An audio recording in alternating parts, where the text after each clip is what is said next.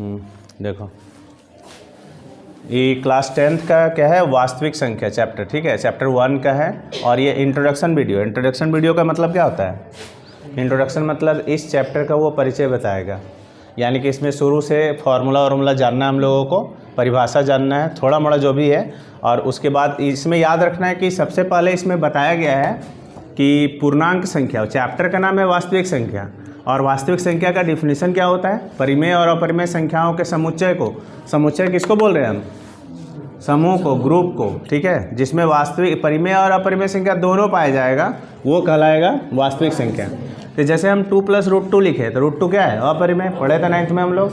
और 2 क्या है? परिमेय के, 2 के नीचे 1 दे देंगे तो परिमेय के रूप में आ जाएगा। तो ऐसी संख्याओं का समूह कहलाता है वास्तविक संख्या। इसी में और भी उदाहरण हम लोग दे सकते हैं, जैसे दे देंगे 3√2 है ना, या दे देंगे 5/7 √3। तो क्योंकि देखो इसमें परिमेय भी है और अपरिमेय भी है। अब परिमेय संख्या किसे कहते हैं? तो उसमें दोनों वर्ड आया, परिमेय और अपरिमेय। तो जिसका पीछे अगर छूटा हुआ है वो समझ लो। परिमेय संख्या किसे कहेंगे? तो वह संख्या जिसे p/q के रूप में लिखा जा सके और q का मान क्या होगा? 0 के बराबर नहीं होगा। यहाँ q का मान 0 नहीं होना चाहिए, उसको हम लोग परिमेय कहेंगे। जैसे कि मान के चलो अगर हम 7/0 लिखते हैं तो ये परिमेय है? ये परिमेय नहीं है, 0 नीचे नहीं रहना चाहिए। अब अपरिमेय संख्या क्या है? तो वह संख्या जिसे p/q के रूप में नहीं लिखा जा सके और तथा q का मान इसमें भी 0 नहीं होना चाहिए, अपरिमेय संख्या कहलाता है। जैसे √2 पाई भी एक अपरिमेय संख्या है, और अगर पॉइंट में कोई संख्या है जो बार बार देखो अलग अलग आ रहा है ना, तो अलग अलग आ रहा है इसलिए क्या कहलाएगा? तो पाई भी अपरिमेय क्यों है? पाई का मान क्या होता है? 22/, और इसको हम अगर दशमलव में निकालेंगे 3.14, सबका मान अलग लगाएगा, माने एक ही चीज़ रिपीट नहीं होगा। मेन कारण क्या? देखने में तो 22/7 है, नीचे 0 है भी नहीं, तो ये परिमेय होना चाहिए ना। तो अपरिमेय होने का मेन कारण इसमें क्या है कि उसका जब दशमलव में बदलेंगे तो वो एक ही संख्या को रिपीट नहीं करता, सारा संख्या उसका अलग लगाता है, और अलग अलग आने वाला को हम लोग क्या कहेंगे? अपरिमेय, यही मेन कारण है। अब प्राकृत संख्या किसे कहेंगे? तो गिनती की संख्याएँ क्या कहलाती है? जैसे 1 2 3 4 ... ये सारा का सारा प्राकृत संख्या कहलाएगा। पूर्ण संख्या क्या है? तो शून्य सहित प्राकृत संख्याओं का समूह, यानी प्राकृत संख्या 1 2 3 4 जो शुरू हुआ उसके आगे में अगर हम 0 लगा दें तो वो क्या कहलाएगा? पूर्ण संख्या। अब पूर्णांक क्या है? तो पूर्ण संख्याएं एवं प्राकृत संख्याओं के ऋणात्मक रूप। ये लाइन हम क्यों लिखे हैं? प्राकृत संख्या का ऋणात्मक रूप, ये लाइन क्यों लिखे? इस लाइन के लिखने के पीछे कारण है कि हम लोग प्राकृत संख्या पढ़ते हैं तो प्लस में ही होता है, माइनस में तो होता नहीं है, इसलिए हम लोग एक वर्ड डाल दिए, कौन सा? ऋणात्मक रूप। पूर्ण संख्या कहाँ से कहाँ तक है? यहाँ से यहाँ तक, और आगे में देखो यहाँ पर क्या है? माइनस में आ रहा है सब, तो माइनस में आ रहा है तो ये क्या आ रहा है? देखो प्राकृत संख्या के जैसा ही लेकिन माइनस में, इसलिए वो कहलाएगा प्राकृत संख्या का ऋणात्मक रूप, ठीक है। तो ये सारा समूह में कहलाएगा क्या?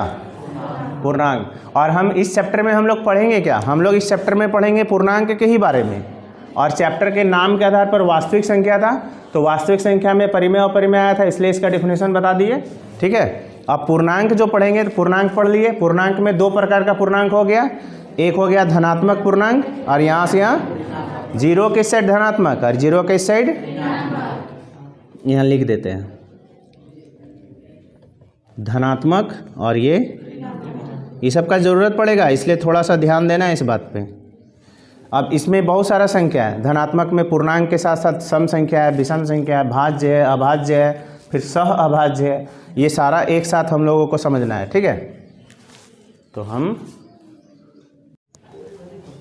चलो ध्यान देना, पूर्णांक में बताए हम कि 0 के उस साइड जो हम लोग लेते हैं वो क्या है, और 0 के इस साइड लेते हैं वो।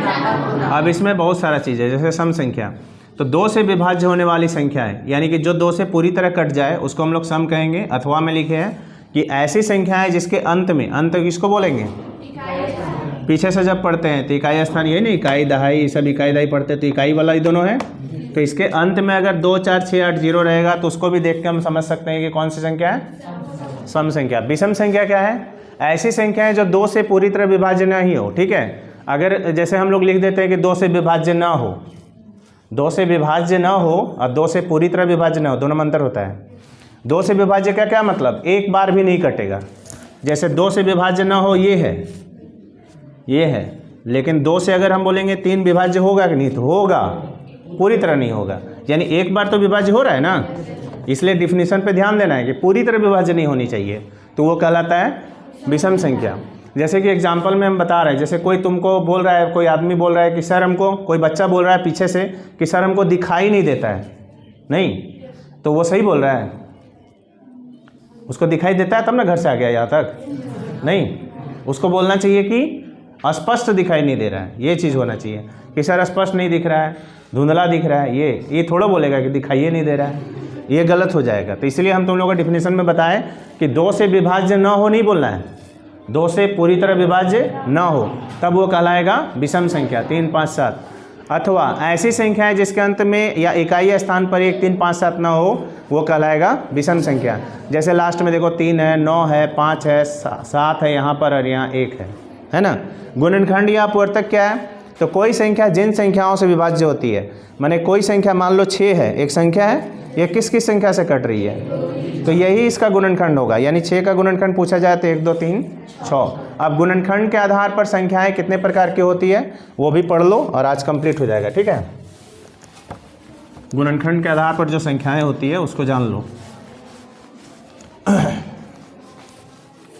तो यहाँ गुणनखंड के आधार पर, यानी गुणनखंड के ही कितना गुणनखंड है उस आधार पर संख्याएं 2 प्रकार का, एक है भाज्य, लिखा है थे क्या, अभी लिखा है ये दोनों अभी नहीं लिखा है होंगे। तो भाज्य कौन है, तो भाज्य संख्या का क्या होता है कि इसका 2 से अधिक गुणनखंड होगा, 2 से अधिक गुणनखंड, ठीक है। जैसे अगर हम बात करें तो जैसे 6 का गुणनखंड, तो 6 का गुणनखंड क्या है, 1, 2, 3, 6, कौन गुणनखंड है, तो ये क्या कहलाएगा, भाज्य। अब भाज्य में क्या है, केवल 2 गुणनखंड, माने 2 से ज़्यादा नहीं होना चाहिए, ठीक है। जैसे अगर हम 3 के गुणनखंड लें तो 3 के गुणनखंड क्या होगा, 1 और 3, ठीक है। अगर एक क्वेश्चन है इसमें जैसे कि 2 के गुणनखंड, तो 2 के गुणनखंड में 1 और, तो याद रखना है कि एक क्वेश्चन ऑब्जेक्टिव आता है कि ऐसा एक सम संख्या जो अभाज्य हो, नहीं, तो अभाज्य सम संख्या का उदाहरण कौन है, अभाज्य भी और सम भी है। बहुत कम संख्या में, ऐसी जितनी भी संख्याएं होती है अगर अभाज्य लेंगे तो अधिकतर विषम आएगा। तो भाज्य में एक ही ठो है जो कि अभाज्य, माने अभाज्य संख्या होता है जो कटने वाला है।